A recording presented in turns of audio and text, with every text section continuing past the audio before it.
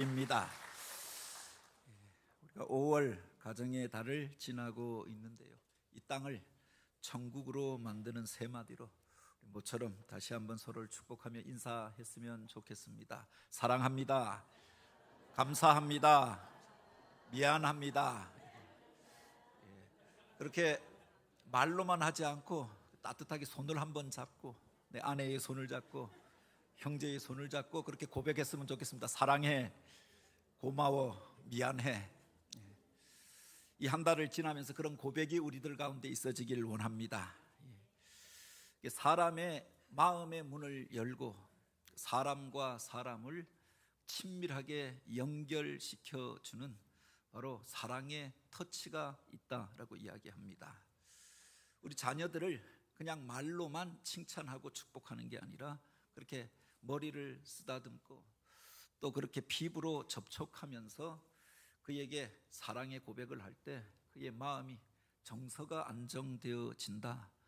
그 지성과 영성이 그렇게 건강한 모습으로 성장할 수 있다라고 이야기합니다. 성인들도 부부끼리 또는 친구들끼리 그냥 닭 소보듯이 그렇게 보는 것이 아니라 적당한 스킨십이 필요하다라고 하잖아요. 그것이 친밀도를 높여주고 유대감을 강화시켜주고 또 정서적인 안정감을 줄 뿐만 아니라 면역력도 높여준다고 이야기합니다. 제가 처음 부임한 이후에 우리 돌아가신 안성영 장로님이 그런 이야기를 부탁하시더라고요. 목사님이 우리 성도들의 손을 좀 잡아달라. 그래서 그것을 그냥 추상적이고 상징적인 의미라고 생각했습니다. 목사님이 먼저 손을 내밀어 주시고 성도들의 손을 잡아달라라고 했는데 우리 장로님들이랑 그렇게 간담회를 할 때 은퇴하신 장로님들이 돌아가면서 똑같은 말을 하는 겁니다. 그런데 그게 이제 추상적인 말이 아니라 목사님이 먼저 손을 내밀어 악수해 줬으면 좋겠다. 예배 끝나고 먼저 그렇게 주님 목사님이 그렇게 손을 만지고 그렇게 힘있게 악수해 주면 좋겠다. 우리 원로 목사님은 그렇게 손을 꼭 잡고 악수했는데 어색하게 악수하신다. 그래서 악수하는 방법까지 이분 저분이 돌아가면서 이야기를 하시는 겁니다. 그게 또 조심스러운 게 있잖아요. 또 남자와 여자가 젊은 여자와 악수할 때 그런 어색한 부분이 있고 또 그것을 꺼려하는 분들도 있기 때문에 그랬던 것 같습니다.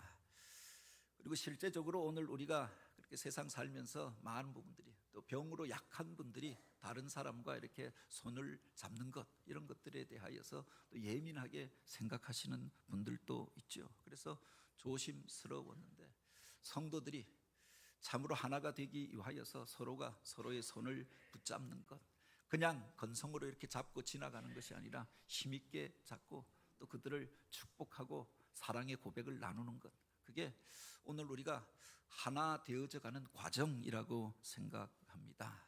그러나 또 한 가지 우리가 기억해야 할 것이 서로의 손을 잡을 때 서로와 가까이 접촉하고 만날 때 오늘 우리가 그들에게 좋은 것을 전해줘야 한다라고 합니다. 내가 더러운 상태로 손을 잡으면 내 손을 통하여서 바이러스와 병균이 옮겨가게 되는 겁니다. 그래서 성경에 보면은 바로 정결법이라고 하는 게 있지 않습니까?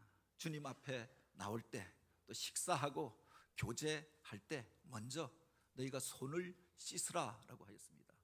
손을 씻고 깨끗하게 되어진 모습으로 하나님 앞에 나오도록 하였던 거죠. 음식을 먹기 전에 먼저 손을 씻고 그것을 먹도록 하였던 겁니다.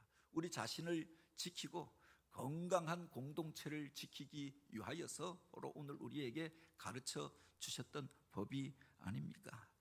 율법에 보면 이 정결법이라고 하는 것이 있어서 무엇을 만지고 무엇을 들고 무엇을 행하기 전에 먼저 우리 자신을 깨끗하게 함으로 바로 다른 사람에게 좋은 영향력을 끼치도록 하였다라고 합니다. 그러니까 정결한 자가 되어지고 다른 사람에게 좋은 영향력을 끼칠 때 손대는 것이 만지는 것이 또 악수하는 것이 복이 될 수 있었던 거지요. 바로 오늘 우리가 읽은 이 성경에 보면은 바로 율법 안에서 이렇게 그 만남과 접촉을 금지하고 있는 사람과의 만남에 대한 이야기를 기록하고 있습니다. 율법 책에서도 부정한 사람의 대표처럼 여기고 있었던 이들이 바로 나병 환자, 이전의 말로는 문둥병자였습니다. 그래서 여기에 대한 세세한 규정이 율법에도 규정되어져 있지요. 그런데 그가, 나병에 걸린 그 사람이 예수님 앞에 나와서 예수님을 만난 사건, 그냥 만난 것으로 끝난 것이 아니라 주님께서 손을 내밀어서 그를 만져주심으로 그 안에 있었던 그 질병과 그 아픔들이 떠나가고 그가 고침을 받게 된 이 놀라운 기적의 사건을 오늘 본문은 기록하고 있습니다.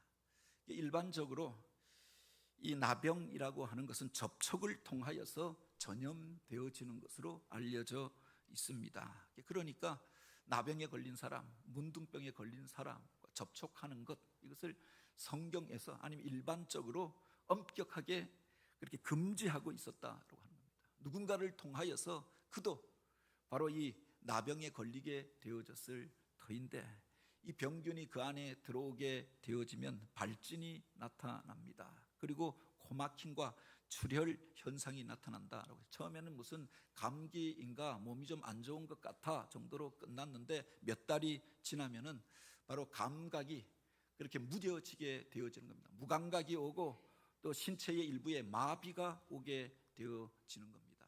그때까지도 잘 알려지지 않고 그냥 몸에 이상이 있는 정도로 느껴지는 거죠. 그러다 보면은 바로 이 연골 조직까지 마비시켜서 바로 코가 문드러지고 손가락, 발가락, 마디가 떨어져 나가고 사람이 흉측한 얼굴로 바뀌어지게 되어지는 겁니다. 그러면서 서서히 죽어가는, 그렇게 천형으로 여겨지는 그렇게 질병이 문둥병이라고 하였다라고 하는 겁니다. 그래서 이 병에 걸린 사람들은 그 가정 안에서 살 수가 없었고 바로 그 마을에 거할 수가 없었고 마을에서 쫓겨나게 되어졌던 것 아닙니까? 그 병에 걸린 것이 몸을 통해서 나타나니까 사람들이 그들을 문둥이라고 하여서 세상에서 쫓아내버리고 추방시켜 버렸던 거죠. 율법에도 보면은 바로 이 나병 환자에 대한 엄격한 규정을 기록하여 놓고 있습니다. 나병 환자는 그 옷을 찢고 머리를 풀고 윗입술을 가리고 외치기를 나는 부정하다 부정하다 할 것이요 병이 있는 날 동안은 늘 부정할 것이라. 그가 부정한즉 혼자서 살되 진영 밖에서 살지니라. 그 무리 안에 속하지 못하고 마을 안에 들어오지 못하고 그렇게 무리 밖에서, 성 밖에서 문둥병자들은 살게 하였는데, 다른 사람이 가까이 오면 그가 문둥병자인 것을 알 수 있도록 머리를 풀어 헤치고 옷을 찢어서 그 몰골을 통해서 이 사람이 그 병자인 것을 알게 하라. 그래도 가까이 오면 그들이 스스로 손을 들고 나는 부정하다 나는 부정하다 외쳐서 사람들과 접촉하지 못하도록 하라. 그가 깨끗함을 얻기까지는 그렇게 살아야 한다. 레위기에는 그렇게 규정해 놓고 있는 겁니다. 병에 걸린 것도 억울하고 그것으로 인한 고통도 있었을 터인데 그 집에서 쫓겨나게 되어졌던 거죠. 가정 안에서 그렇게 따스한 밥을 먹고 사랑의 교제를 나누고 그들과 접촉하지 못하게 되어져서 그 가정에서 쫓겨나게 되어졌던 겁니다. 아비일 수도 있고 아내일 수도 있고 그 가정의 아들일 수도 있을 것입니다. 그런데 그가 누구든 그 가정 안에 같이 살 수가 없었던 겁니다. 그 마을 안에 머물러 살 수도 없었던 겁니다. 그래서 마을 밖으로 쫓겨나서 사람들과 떨어져서 살아야만 했다. 이건 구약의 율법에만 그렇게 나온 것이 아니라 바로 오늘 우리들의 마을의 풍습 가운데 이게 남겨져 있잖아요. 그래서 과거에 마을 바깥쪽에 문둥이촌이 있었고 그래서 그 도시랑 가깝지 아니한 곳에 외진 곳에 그들만 모여 살도록 하였던 겁니다. 문둥이들이 동네에 들어오면 아이들이 돌을 던지면서 그렇게 그들을 더럽다 부정하다 쫓아내도록 하였던 거지요. 그렇게 살았던 사람이었습니다. 근데 그가 이제 예수님의 소문을 듣게 되었던 겁니다. 외롭게 살던 그 사람이 병으로 인하여서 죽음이 목적이 될 수밖에 없었던, 서서히 죽어가면서 이 땅 속에서 행복이라고 하는 것들을 누리지 못하고 외로움과 고독함 가운데서 온몸이 짓물러져 가고 있었던 그가 어느 날 사람들을 통하여서 예수에 대한 이야기를 듣게 되었던 겁니다. 바로 마태복음 4장에 보면 예수님께서 행하셨던 놀라운 치유의 기적들을 기록하여 놓고 있잖아요. 바로 주님께서 마귀 사단의 시험을 이기시고 천국 복음을 전하실 때 많은 병자들이 나와서 고침을 받았다라고 하였습니다. 그리고 5장과 6장, 7장에 보면은 그 앞에 나온 사람들이 천국의 기쁨을 누리며 살아가는 원리를 가르쳐 주십니다. 이것을 산상설교라고 하죠. 수많은 무리들이 그 말씀을 듣기 위하여 주님의 만지심을 받기 위하여 나왔습니다. 그들에게 천국 복음을 전하시고 그 산에서 내려오실 때 그 많은 무리들이 예수님을 따라 같이 내려오고 있었습니다. 그런데 한 나병 환자가 주님 앞에 나와서 바로 주님의 만지심을 구하였던 거죠. 율법에 보면 엄하게 금지하고 있었던 일입니다. 문둥병자가 사람들이 모인 곳에 올 수가 없었습니다. 사람들이 사는 마을에 들어올 수가 없었습니다. 그러면 사람들이 그를 보고 돌을 던져서 쫓아내도록 하였던 겁니다. 죽여도 좋다라고 했던 거예요. 그 때문에 다른 사람이 피해를 입을 수가 있으니까. 그 병령에 천형이라 불려지는 바로 이 문둥병에 다른 사람들도 걸릴 수 있기 때문에 자기를 지키기 위해서 그를 쫓아내야만 했다라고 합니다. 그런데 그가 그런 위험을 부릅쓰고 그 무리 가운데 들어왔던 겁니다. 많은 무리 안에서 말씀을 전하시는 그 주님 앞에 나와서 엎드렸다라고 하였습니다. 한 나병 환자가 나와 절하며 이르되 주여 원하시면 저를 깨끗게 하실 수 있나이다. 주님 앞에 나와 깨끗하기를 소원하여서 이 병으로부터 고침받기를 원하여서 자기의 소원을 아뢰게 되었던 겁니다. 그런데 그 뒤에 보면은 바로 우리가 주목할 말이 담겨져 있죠. 주님께서 그를 외면하지 아니하시고 멀리 떨어져서 이야기해라 그렇게 하지 아니하시고 주님께서 그에게 손을 내밀어 그에게 대신이 무서운 질병에 걸린 사람이었습니다. 전염될 수도 있다라고 해서 쫓아내도록 되어져 있습니다. 그를 만지면은 그 사람도 부정하게 될 수 있기 때문에 무리로부터 격리되어져서 한 주간이 지난 이후에 7일이 지난 다음에 그에게 발진이 나타나지 않고 병에 걸리지 않았다, 전염되지 않았다라고 하는 것이 증명된 이후에야 정상적인 삶으로 그가 그렇게 귀환할 수 있도록 율법은 규정하고 있었습니다. 그런데 주님께서 문둥병에 걸린 그 사람, 그에게 오히려 나아가서 손을 대셨다라고 합니다. 온몸이 짓물러져 가는 그 사람, 흉측한 몰골에 그 사람에게 손을 대시고 그에게 말씀하십니다. 내가 원하노니 내가 깨끗함을 받으라. 그 시에 주님께서 손을 대시고 그렇게 말씀하신 그 시에 그가 깨끗함을 얻었더라. 성경은 그렇게 기록하고 있는 겁니다.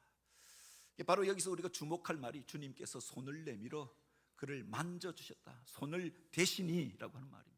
굳이 손을 대시지 않아도 고칠 만한 능력을 가지신 분이 아니십니까? 말씀만으로도 사람을 고치시고 치유하셨던 분입니다. 그 말씀에 놀라운 권세와 능력이 있지 않았습니까? 그런데 왜 주님께서 굳이 손을 내밀어 그를 만져주셨느냐라고 하는 겁니다. 율법이 금지하고 있는 것입니다. 그에게 손을 대는 순간 주님도 바로 피해를 입을 수가 있습니다. 많은 사람들이 보고 있는 자리였습니다.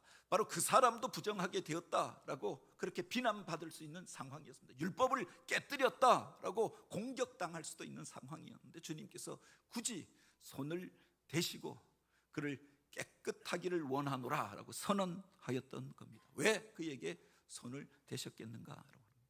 물론 첫 번째는 그의 소원이 여기에 있었기 때문입니다. 내가 깨끗하기를 원하나이다. 낫기를 원하는 그에게 그를 치유하기 위하여서 손을 대셨던 거지요. 그런데 말씀만으로도 치유하실 수 있었잖아요. 말씀의 능력을 가지신 분이 아닙니까? 그런데 굳이 손을 대신 이유가 뭐냐라고 합니다. 그 안에 깨끗하게 되기를 원하지만 반신반의하는 마음이 있지 않았겠는가? 그 확신을 심어주기 위하여 주님께서 그를 외면하지 아니하시고 바로 그와 함께하기를 원한다라고 하는 것을 분명한 상징적인 행동으로 보여주셨던 거지요. 더러운 사람이지만, 사람들이 외면하는 사람이지만 주님께서 나아가 그에게 손을 대셨다라고 합니다. 내가 너와 함께하기를 원한다. 너의 아픔을 내가 알고 있다. 손을 대어서 그로 안심시키고 확신을 품고 주님을 의뢰하도록 하였다. 뿐만 아니라 주변에 많은 사람들이 보고 있었잖아요. 이것이 많은 사람들에게 증거가 되기를 원하셨다라고 하는 겁니다. 그냥 그가 나와서 집에 가서 생각해 보니까 몸이 좀 나아진 것 같아라고 생각하면 자연 치유가 된 게 아닌가, 내가 다른 걸 먹어서 나은 게 아닌가, 이전에 내가 찾아갔던 그것이 바로 치료했던 그 사람이, 그 약이 나를 치료한 것이 아닌가, 그렇게 생각할 수도 있었겠죠. 그러니 이것을 분명하게 사람들에게 무엇이 그를 낫게 했는가, 이것을 보여주시고자 하는 의도도 있었을 것입니다. 그가 어떻게 낫게 되어졌는가? 주님께서 손대어 만져주시니, 주님께서 말씀으로 선포하실 그때에 바로 그가 낫게 된 줄 믿으시기 바랍니다. 그를 고치신 이후에 주님께서 그렇게 말씀하십니다. 예수께서 이르시되 삼가 아무에게도 이르지 말고 다만 가서 제사장에게 내 몸을 보이고 모세가 명한 예물을 드려 그들에게 입증하라 하시니라. 바로 이 말씀을 주셨던 겁니다.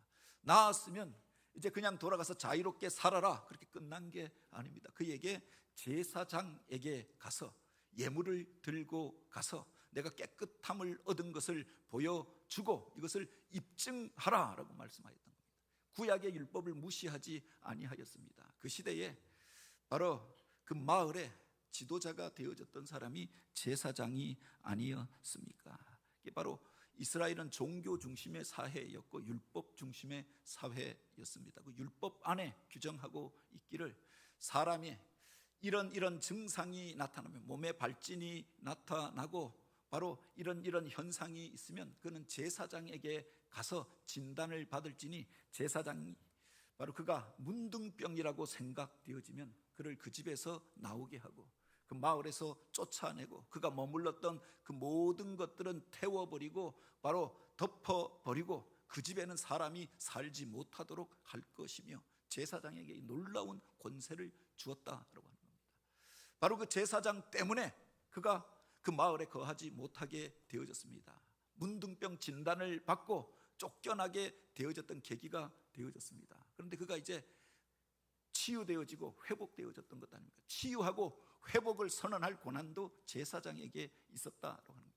그 병이 낫게 되어지면, 깨끗함을 얻으면 그는 예물을 가지고 제사장에게 갈 것이요, 제사장은 그를 잘 검사하여서 그 병이 나은 것이 확인되어지면 바로 이것을 선언하여서 그가 자기 집으로 돌아가게 하였던 겁니다. 가족들에게 돌아가게 하였던 겁니다. 성 안에 들어오도록 허가증을 내어 주었다라고 합니다. 그가 단순히 치유되어지는 것으로 끝나는 것이 아니라 그 정상적인 삶으로 돌아올 수 있도록, 가정 안으로 돌아올 수 있도록, 이 땅 속에서 그에게 맡겨진 일들을 다시 감당할 수 있도록 이것을 회복시키기 위하여 주님께서 그에게 바로 이 말씀을 주셨다라고 하는 겁니다. 율법을 무시하지 아니하고 또 그가 잃어버렸던 모든 것들을 되찾고 이전에 건강한 모습으로 사회의 일원으로 맡겨진 사명을 감당할 수 있도록 바로 주님께서 선언해 주셨던 거지요. 중요한 것은 바로 그가 주님 앞에 나와서 주님이 만져주실 때 그의 육신의 질병이 고침받고 그의 영혼이 바로 소생함을 얻고 사회적 관계도 회복되어졌다라고. 주님이 손대어 만져주실 때 이 놀라운 일들이 일어나게 된 줄 믿으시기 바랍니다.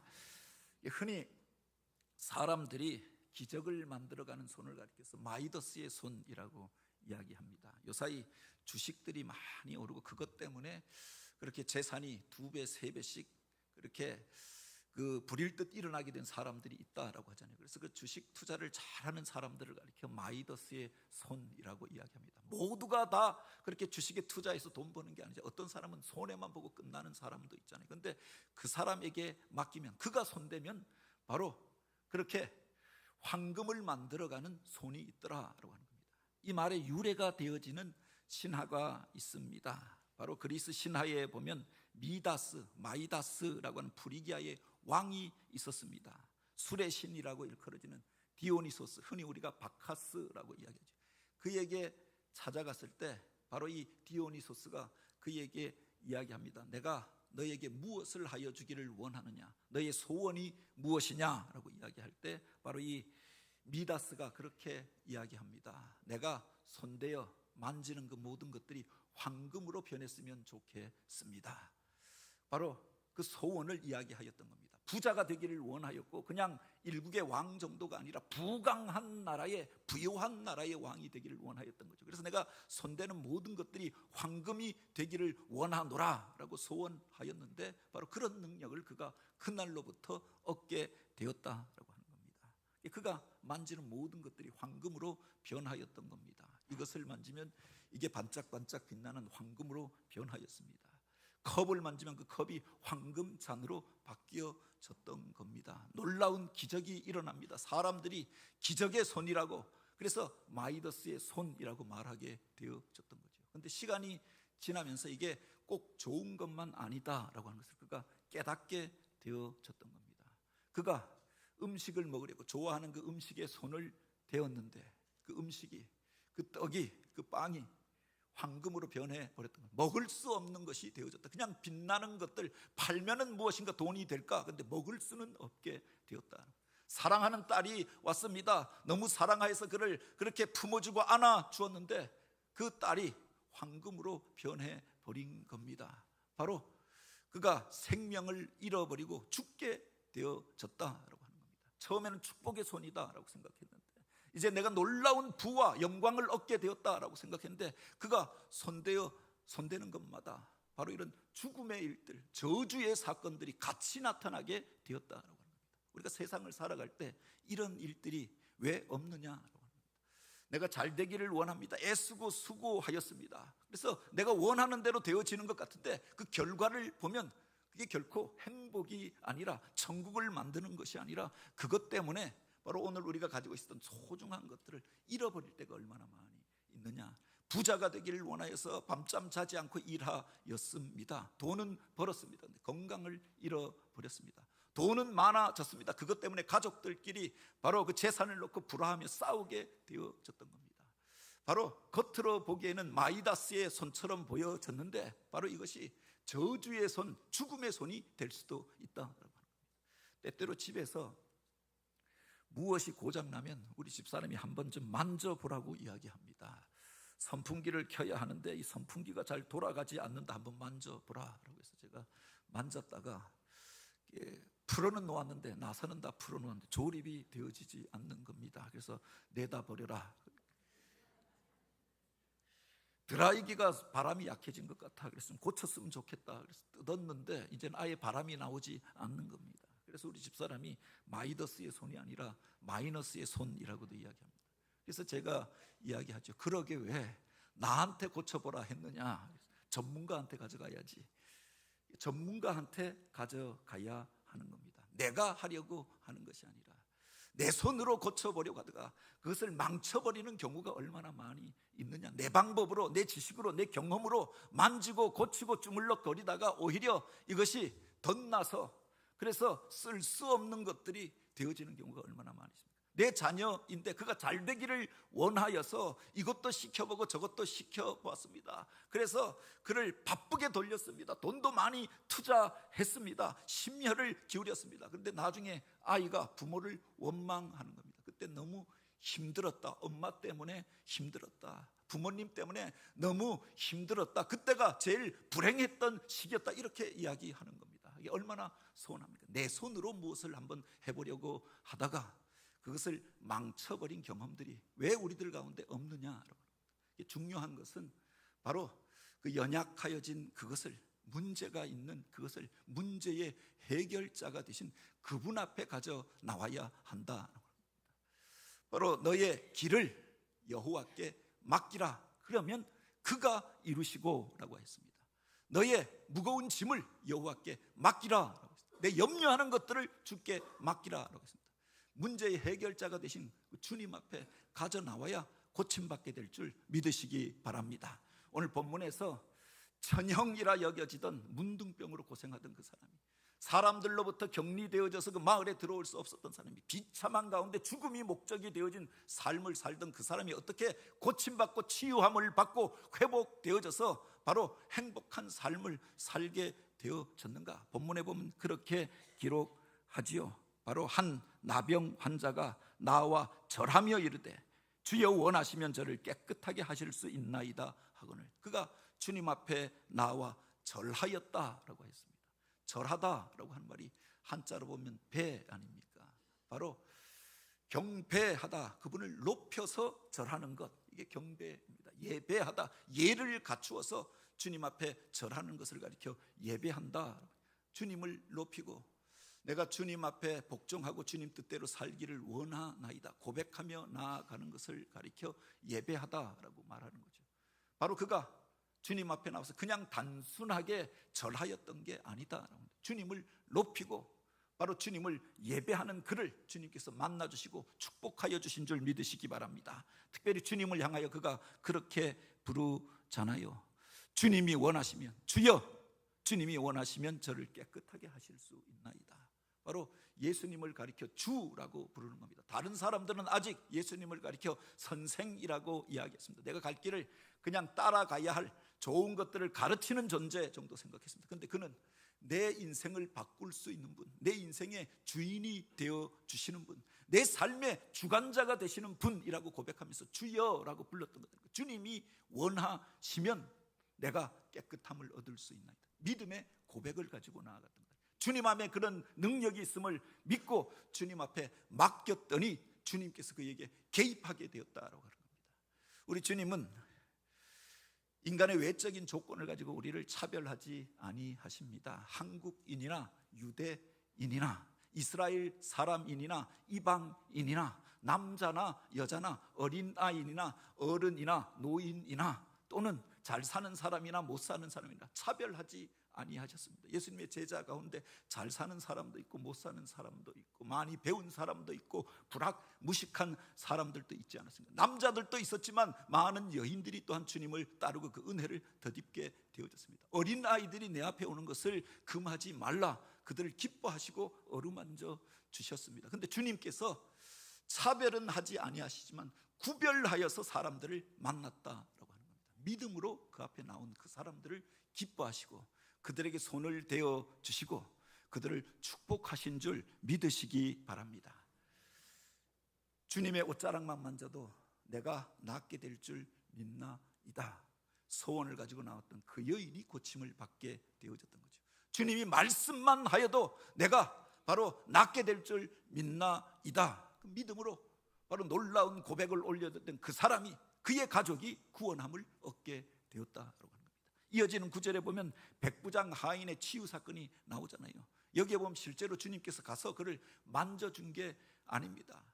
야이로의 딸은 그가 주님이 오셔서 만져주시면 내 딸이 살아날 줄 믿나이다, 낫게 될 줄 믿나이다. 그래서 주님께서 그와 함께 가시고 그의 집에 들어가시고 그를 만지시고 달리다굼 일어나라 라고 말씀하셨습니다. 그런데 바로 이 백부장의 하인은 직접 가시지도 않았다라고 하는 겁니다. 그런데 바로 주님이 말씀만 하시면 그가 낫게 될 줄 믿나이다, 이 믿음을 주님께서 축복해 주시잖아요. 그리고 그 시에 그가 나았다 성경은 기록하고 있는 겁니다. 꼭 가서 우리가 유선으로 연결되어져 있어야 바로 그렇게 메시지가 전하여지는 것이 아니라 무선으로도 바로 놀라운 능력이 전파되는 경우가 있잖아요.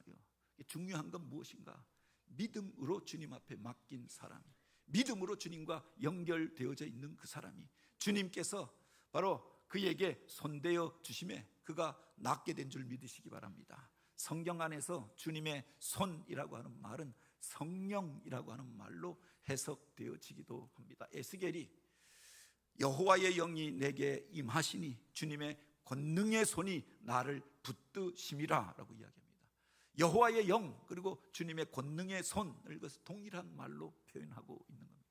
초대교회에 놀라운 부흥이 일어날 때, 오순절 성령 강림이 일어났을 때 사도행전 기자는 그것을 그렇게 기록합니다. 주의 손이 그들과 함께 하심에 놀라운 기적과 능력이 나타나더라. 주님의 손은 성령을 상징하는 표현이기도 하였다. 내가 주의 손을 힘입어 너희를 고친 것이면 하나님의 나라가 이미 임하였느니라.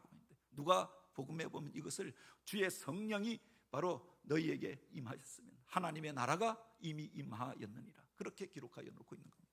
주의 손은 성령을 상징하는 또 다른 표현이었다고 합니다. 주님께서 부활하시고 승천하신 연후에 육신으로 주님께서 우리와 함께 거하시는 게 아니라 이제 영으로 우리와 거하시잖아요. 먼 곳에 계신 것처럼 보여지고 그분은 영이시니까 영의 눈이 띄어지지 않은 사람들은 만날 수도 없고 볼 수도 없는 분입니다. 그런데 성령께서 임재하실 때 그 능력과 놀라운 권세를 경험케 되는 줄 믿으시기 바랍니다. 믿음의 고백을 가지고 주님 앞에 나아갈 때, 인생 가운데 힘들고 어려운 일들이 있습니까? 육신의 질병으로 인하여 고생하고 있습니까? 문제에 짓눌려서 관계의 문제로 인하여서 힘들어 하십니까? 그 문제를 주님 앞에 맡기게 되길 원합니다. 주님의 손이 내게 임하시면, 주님께서 손대어 만져주시면 내가 깨끗함을 얻을 줄 믿나이다. 그 믿음의 고백을 가지고 주님 앞에 나아가서 주님의 손이 우리 가운데 임함으로, 주의 영이 우리 가운데 임재함으로 그 능력을 경험하고 믿음의 증인으로, 복음의 증인으로 주님 앞에 쓰임받는 저와 여러분, 또 우리 교회가 되어지고 믿음의 공동체가 되어지길 주님의 이름으로 축복합니다. 같이 기도드립니다.